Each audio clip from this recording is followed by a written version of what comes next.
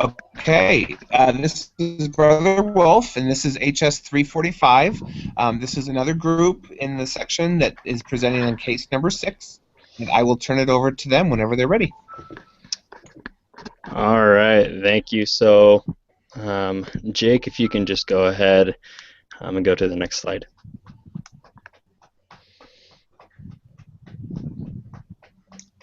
Looks like it's a little delayed. Sorry about that.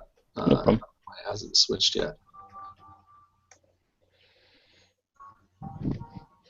Okay, just some basic background information. We'll kind of just quickly skim through this. It is a for-profit Columbia Memorial Hospital. It's the hospital under investigation here.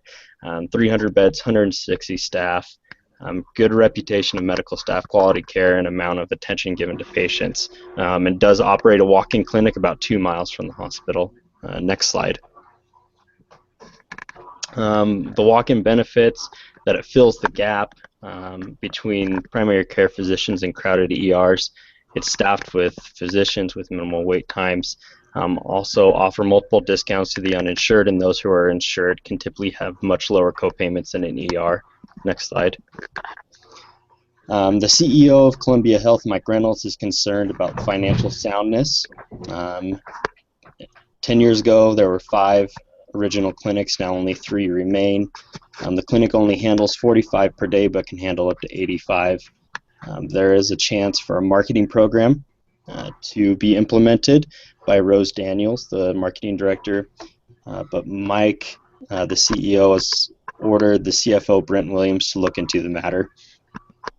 Next slide. So there are 3 possible outcomes that they've decided on. 1, the clinic could be closed. 2, the clinic continue to operate as is, no expanding marketing campaign. And the third option is to continue to operate, but with implementing the marketing program. And Brent has to decide which one to take. All right, so question 1, it says, using the historical data as a guide, which will be on the next slide, construct a pro forma profit and loss statement for the clinic's average month for all of 2010, assuming the status quo. With no change in volume, i.e. utilization, is the clinic projected to make a profit? Next slide. So this is just Exhibit 6.1. It is in the case study, so people can kind of pull it up and take a look at it. What numbers we're basically going to be using is the monthly averages over in January/February of 2010. Next slide. So what I did is go ahead and went into Excel, and all of these numbers are taken somewhat from the previous Exhibit 6.1. And so what I did is for the averages of January and February, I can't remember the exact number on that, but I just times it by 6, which would give me the average number of visits over the course of a year. So 8,100 with a net revenue of 329, 328 per visit. That would be 40.66. Next is all of your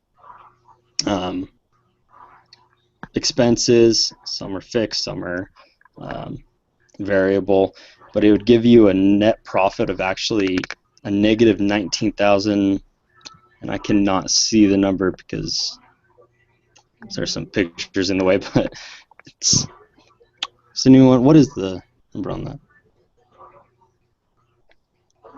I can't, sorry. I just know it's a negative net profit. It's negative 19,038. Okay, thank you. I couldn't read that. And I believe the gross margin was also a negative 5%, I believe, on that. Next slide. All right, and so, okay, that's me. Yep. Okay, so on question 2 is now we considered the clinic situation without implementing the new marketing program. How many additional daily visits must be generated to break even? And I did constructed a break-even graph. If you can go to the next slide. So here I took a lot of the numbers from the Exhibit 6.1 to construct this graph, and I used the total revenue, fixed cost, and total cost to find the break-even point. And I believe the break-even point without the marketing system was additional 48 daily visits per day. Next slide, please. And then for the next question, I did the same thing using the same steps as I did, but I implemented the new marketing program. Next slide, please. So this is the numbers that we used for the marketing program. It's a little bit different. The chart looks a little bit different. We still use total revenue, fixed costs, and total costs, but the net profit loss and the gross margin percent there at the bottom are a little bit higher, I believe, in this one. And so using the new marketing system, you would need to have 69 patients per day to break even using the new marketing system. Next slide.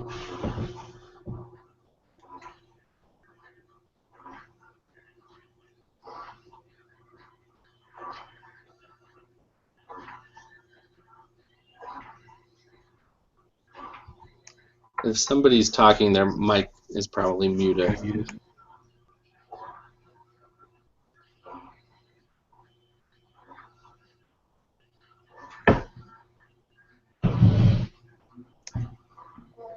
Who has question 7?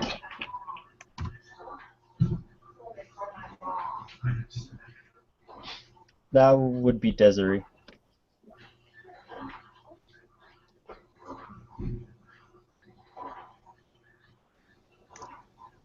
I can't hear her, so I can go ahead and read it. Yeah, Desiree, I don't know. Sorry, yeah, you may have been muted, Desiree. If you want to try to unmute your microphone, otherwise your group members can go ahead for you.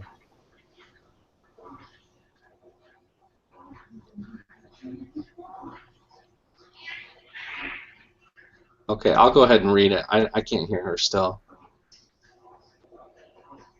Suppose you just found out that the $3,215 monthly malpractice insurance charge is based on an accounting allocation scheme that divides the hospital's total annual malpractice insurance costs by the total annual number of inpatient days and outpatient visits to obtain a per episode charge. Then the per episode value is multiplied by each department's projected number of patient days or outpatient visits to obtain each department's malpractice cost allocation. Does this allocation scheme bias your break-even analysis? Please explain. And the answer is yes, it does bias the break-even analysis. The reason that it does work well with our break-even analysis is that our analysis has a cost volume and the price that is being determined for the profit of each of the departments. Here's the malpractice insurance, or here the malpractice insurance is being divided and multiplied to determine the cost of the malpractice insurance based on the volume of the visits for each department. As the volume of the clinic increases, so does the cost of the malpractice insurance. Our current break-even analysis does not account for this fluctuation in cost.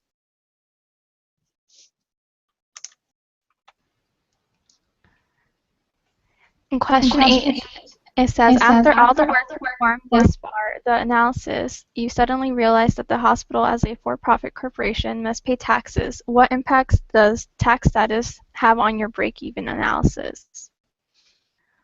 So the impact of this tax status depends whether or not Columbia Memorial Hospital is operating at a profit or at loss.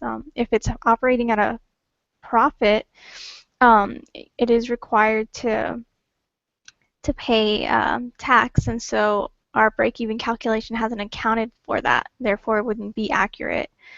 So in order for it to be accurate, the calculations would have to be 40% higher in order to be break-even. So it'd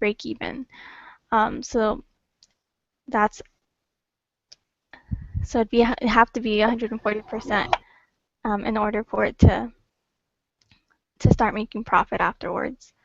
And so if the company was operating at a loss, the change in tax status would have no effect on the break-even calculation, since the hospital has no tax accountability or liability if it is operating at a loss. And so another consideration is that if a clinic is a standalone or is part of the tax liability of its parent company. If it's standalone, then there would be no tax liability. But if it is part of the larger corporation, there would be tax under that umbrella. Okay, does the clinic have any value to the hospital beyond that considered by the numerical analysis just conducted? Do the actions by Baptist Hospital have any bearing on the final decision regarding the clinic? The clinic has value to the hospital beyond the numerical analysis that was conducted. The clinic can be a way to lighten the load on the hospital emergency room. Oftentimes people will go to the emergency room unnecessarily. They use the emergency room because they do not have a primary care physician or because they feel the need to be seen by a doctor during the evenings or weekends. The hospital can encourage people to go to the clinic instead. This will free up the hospital staff for true emergencies. The clinic can also act as a feeder for the hospital. If someone comes in and is needing more involved care, the clinic can refer to the hospital. The actions of Baptist Hospital may certainly influence the final decision regarding the clinic. If the hospital sees their competitor branching out beyond the hospital, they may second guess their thoughts about profitability of the clinic. If the clinic can be part of a bigger network that gains exposure for the hospital, then the hospital would be wise to keep it open. Okay, so it says, what is your final recommendation concerning the future of the walk-in clinic? I said, so first, we believe that it would be unwise to close the clinic. One of the biggest things to remember is that in the case study, it did mention that an immediate penalty of $37,500 would be incurred for closure of the penalty. That is the rent charge for 3 months. And it'd be wiser to operate a small loss while still holding a client base and acting as a feeder for the hospital. For our recommendation, we think it would be wise to continue to operate as what is currently being done. The marketing campaign would require 21 more additional patients to be brought in per day, and there's just simply no guarantee of success. Just the potential for even higher debt incurred by the marketer and the marketing assistant costs. 48 patients per day needed to break even. That's only 3 more than is currently being done. One of the main things that can be done in any healthcare industry and facility is simply word of mouth. They already have a good reputation, and so if they can just get that out more into the community, then in the end that could probably help them to reach the break-even point that they need.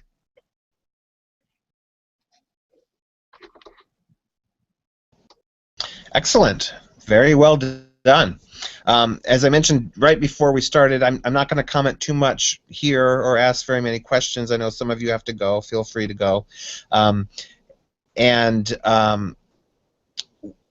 I was mentioning at the beginning, I'm going to ask that you as a group post the slides and then monitor the discussion board and kind of engage classmates. And I want everyone in the course to make sure they review both recorded videos or presentations, and then ask yourself and compare and contrast. And as I mentioned, there's not one right or wrong answer.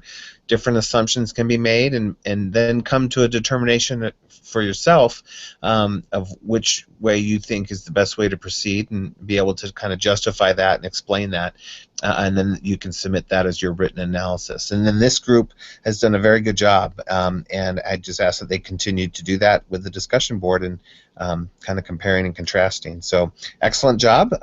Any last minute comments before I let you go? I'm good. Okay. Thank you all for your efforts and for your time tonight. We'll see you in the discussion board. Take care. See you. Bye.